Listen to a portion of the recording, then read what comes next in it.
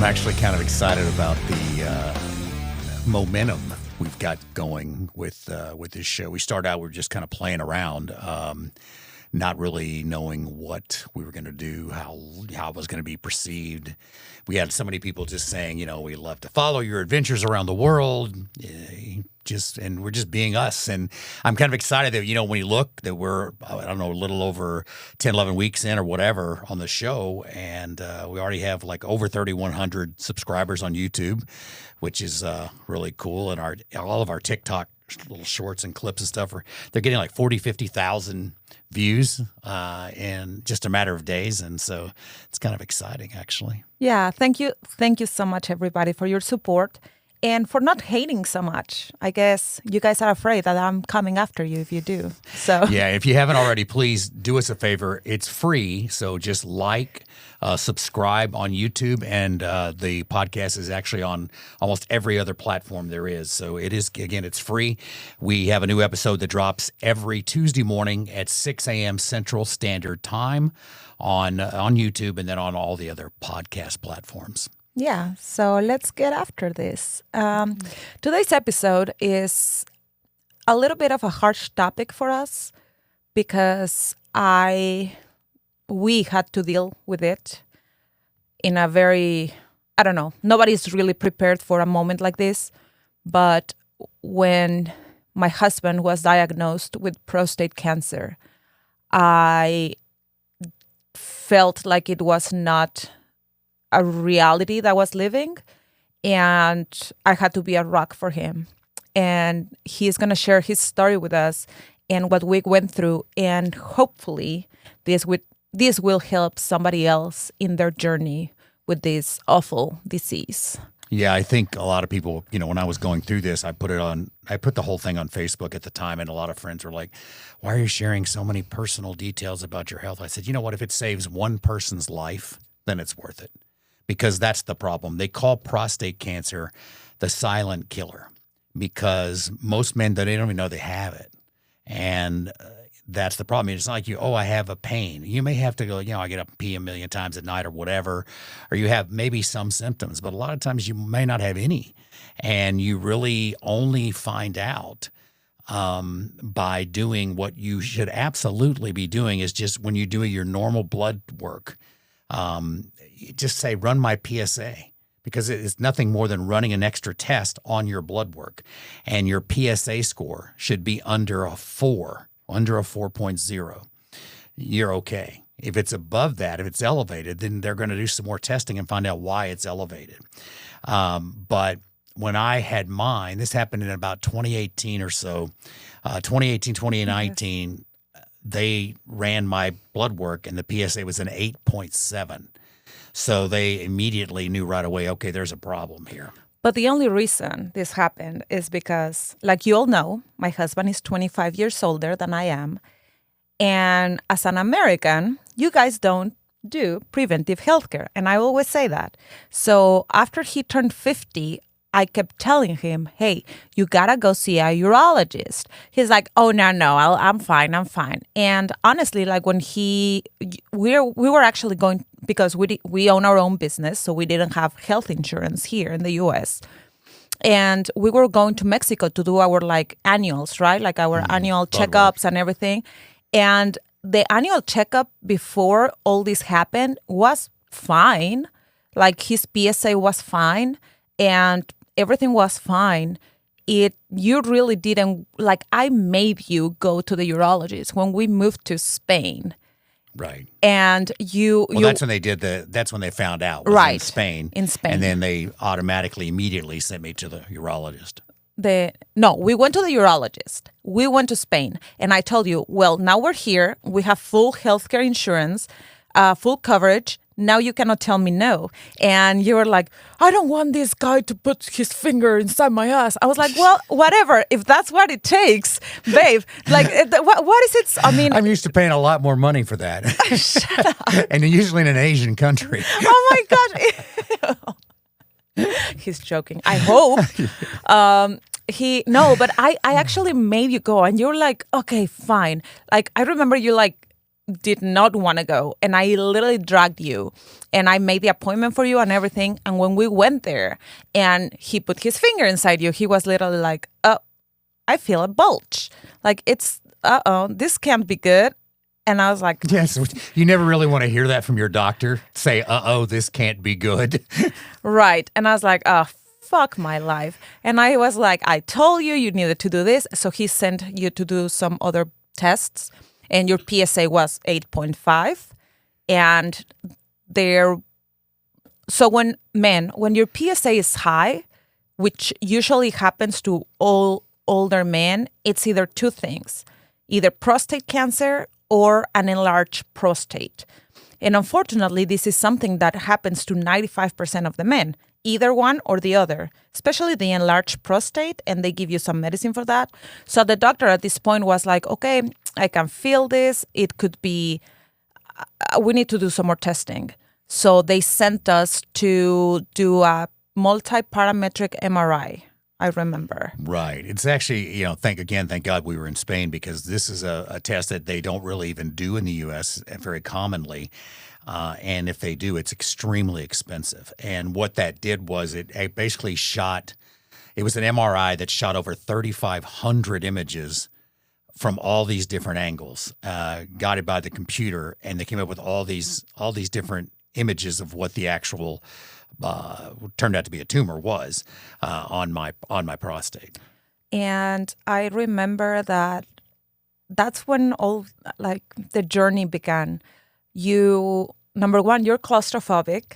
Yeah. And we didn't know that you can request sedation for like an MRI in Spain, because we didn't think about that. So all we did was I think we gave you a Valium or something. Yeah, give me a Valium and I had to suck it up. I know. And that was miserable. You were like, I can't do this. I'm like, babe, come on, you can do it. And you pulled through that. And next thing was waiting for the results.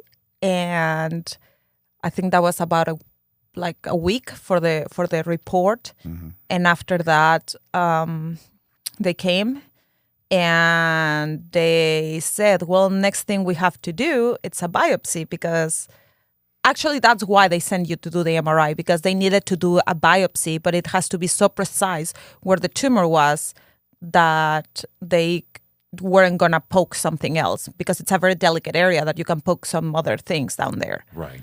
So they did, and then we went to do the biopsy, and I remember those were the longest 10 days of our life.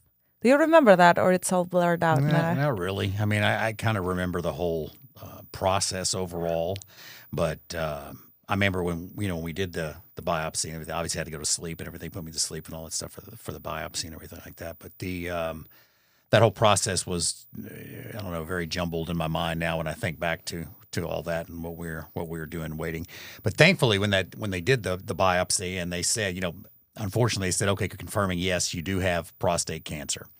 But also with that MRI, they were able to see that, thankfully, it had not spread to any other internal organs or to my lymph nodes.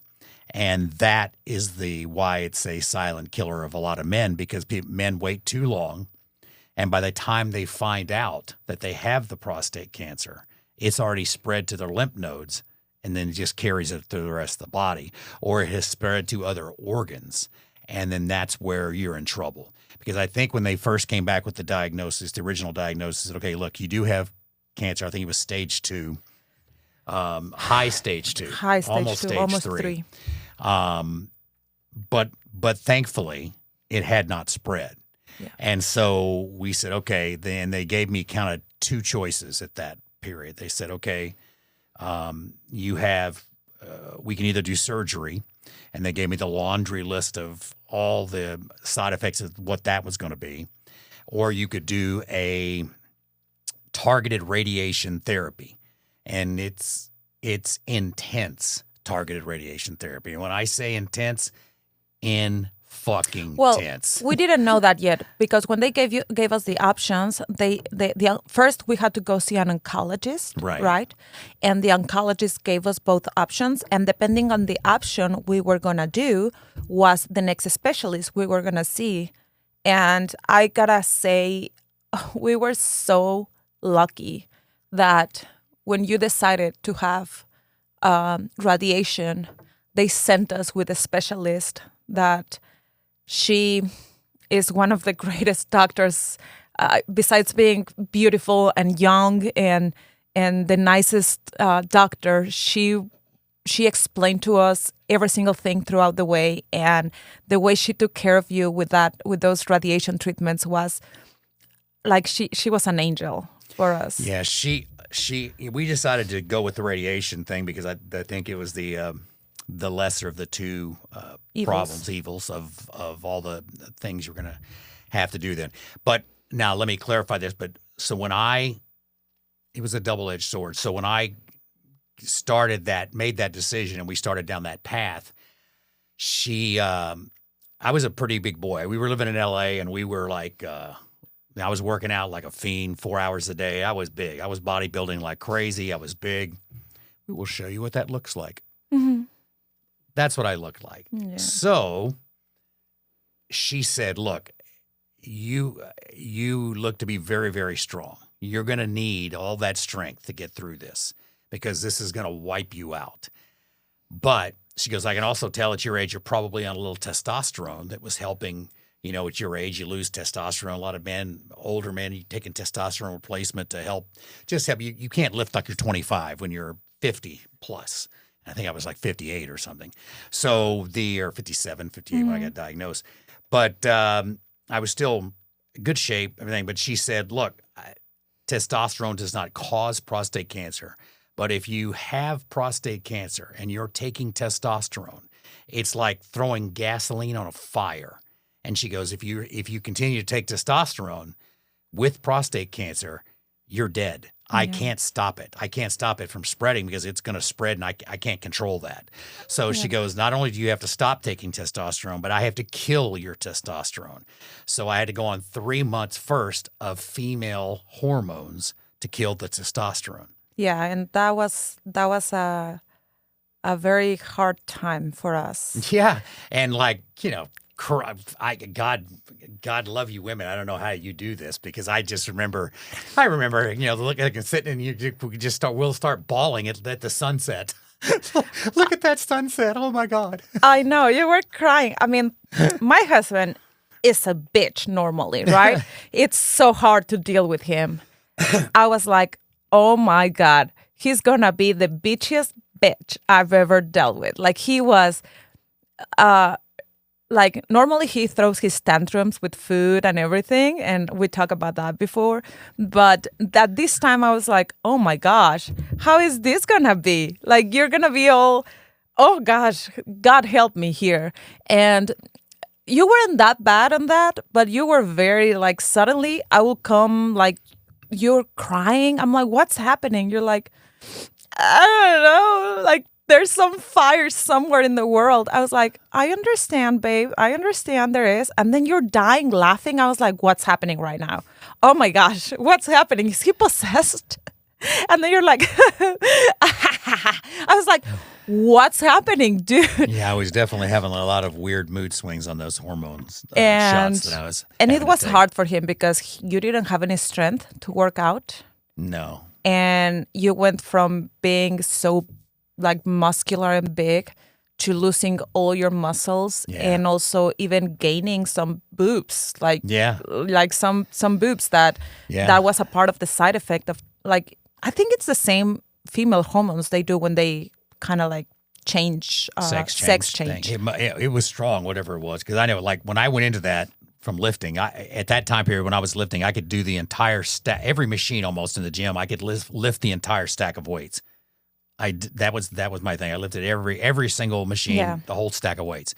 Once I got on the hormones and everything, it was like I could barely lift a quarter of those things, and I didn't even really want to work out anymore then because I was just miserable. And then I went through a long period of time that it took me over, even after all the stuff, it took me over a year and a half to get back in the gym and really feel like I was doing something.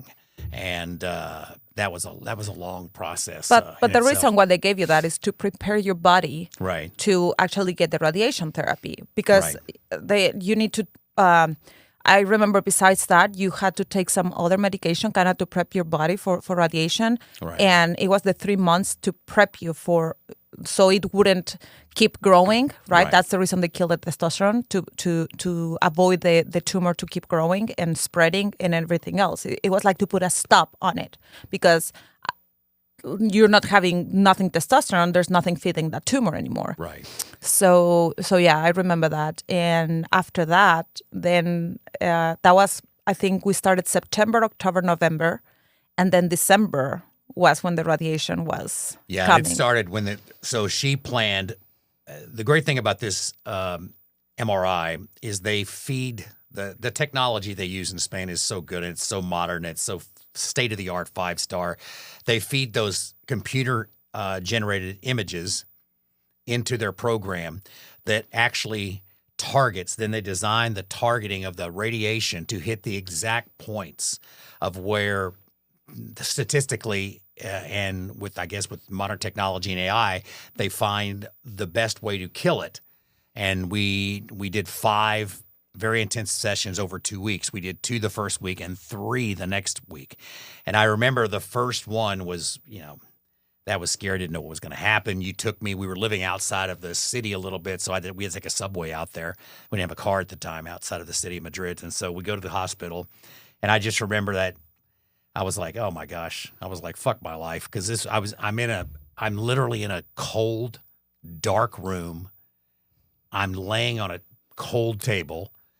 I'm butt naked, legs spread open, shit shoved up my ass, and laying there spread eagle, 2 Gen Z girls dancing around to nurses, not girls, not random girls. No, that's not random girls. Invite some people off the street in. No, these were actually nurses, but they were Gen Z girls. They were listening to EDM and they were just dancing around in the room and doing their thing, kind of ignoring me, but just doing their thing, getting prepped and everything. Well, it would be super weird if they would be just looking at you. But I just felt, I was like, oh man, this is what a situation this is. And I remember specifically my doctor, she walks in the room and she's wearing her lab coat and she had on high heel shoes. And I hear her walking up and I'm on the table and she's walking up and she gets 1 step away from me and she slips. And she's about to hit her head. She's falling back. And with all that crap in me, I literally reached out with one hand and I caught her. And she didn't hit the floor. And she actually started crying because she was like, and she's the doctor. She started crying. She goes, I can't believe with everything that's going on with you right now that you reached out to catch me from falling. And I literally said to her, I said, you're saving my life. So, I'm not letting anything happen to you. There's nothing going to happen to you. So we did the thing. It was loud. It was obnoxious. It was 10, 15 minutes. Didn't hurt at all. I thought, shit, this is nothing. I can do 5 of these. This is nothing. And she had already left and the girl's like, oh, you're done. And so I get up. I see you when I kind of walk out, said I put my clothes on. So I put my clothes on and you were like, how was it? I said, oh, I'm fine. It's nothing. It's no big deal. I can do 5 of that. That's nothing. It's just very loud. And we walk and we get from the hospital on the subway and we sit down. And I think we were on there, 5 minutes? And I just looked at you. Yeah. And I was like, oh, shit. And I just, boom. Yeah. Yeah, that was brutal. I know. And honestly, I think for me, when I was waiting for you outside, the hardest part is seeing a lot of people because it's the where we were. It's like the designated wing of the hospital for treating cancer patients from all kinds, right? Yeah, the oncology. The oncology wing, and for me, looking at a lot of people there, that so many different people, right? Like women without hair, kids, and I think that's the most draining part of it all. Like sitting in there waiting for your loved one to come out and seeing all these people that are really, really, really bad, and your mind thinking, man, if this doesn't work, is that gonna be it? Like how I was trying to be your rock, and I'll be your rock, but at that moment I was like, dang, I don't know if I can see you like these people, because it will destroy me. And then you came out and you looked fine. I was like, okay, he's fine. And then that happened, right? Like you lost all your strength. Yeah, it was like somebody just literally, it was like a balloon that they just let the air out of. And it happened in an instant on the subway. Because I literally remember looking at you in the eyes and I just said, oh, shit. I know. And I just fell over on you. And then, if you remember, you had to help. I couldn't even walk to get out of there. I could barely make it up the steps. You had to help me get up. And I was like, this is the first of 5. I have one more this week, and I have 3 next week. And that process was, it didn't hurt, but it's like you got ran over by a truck. I understand what she says now, why you're going to need every bit of the strength you have, because it is so tough on your system because what it's doing.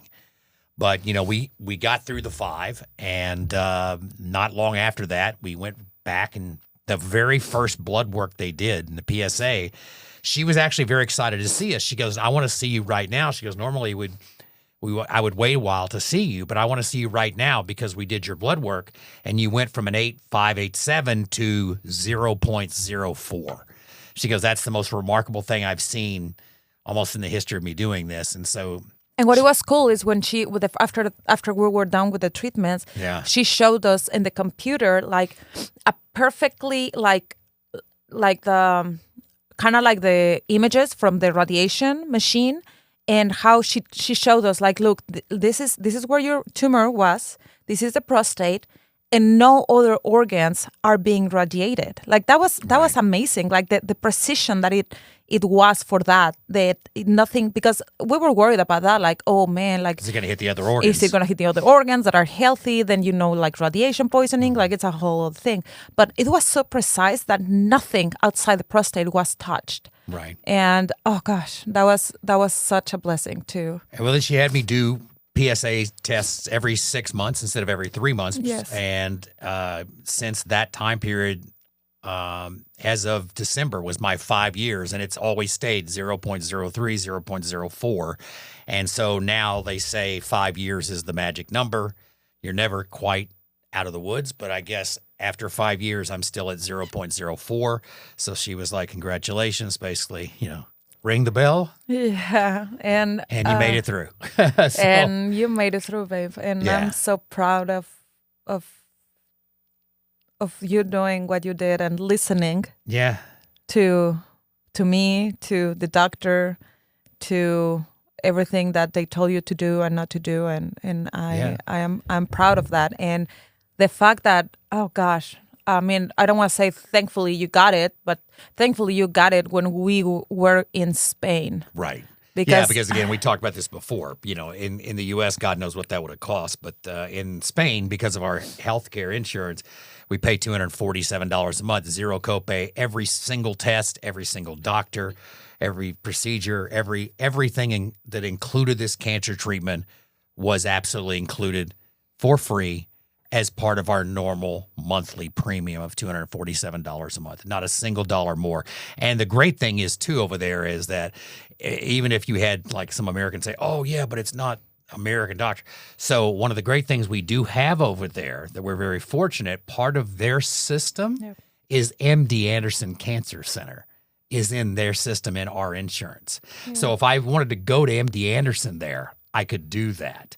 It wouldn't cost me another cent more because they have to follow the same rules as all the other hospitals do in Spain under their healthcare system. But honestly, where you were treated, and I gotta say, you were treated there and the process was hard. And I understand, but long story, like fast forward and long story short, my mother was diagnosed with lung cancer. Right. Never smoked a day in her life. She never smoked. And it was this like, how you call it, like this genetic mutation in her lung cells that only happens with women that don't smoke. So she got diagnosed and she was treated in the same hospital, in the same oncology wing. With the same doctor. Well, with one of the team, Yeah. that she did actually had to get chemotherapy because it actually spread to her lymph nodes. And I remember when I went there and I saw the doctor, she's like, "What are you doing here?" I'm like, "Well, I need to make an appointment." She said, "For Mark?" I said, "No, for my mom this time." And she's like, "Oh my gosh, well, she's going to be in good hands." And taking her to the same place that I took you every day, well, for like 2 weeks, and I had to take her to the same space. It was like reliving over and over and over again when we went with you,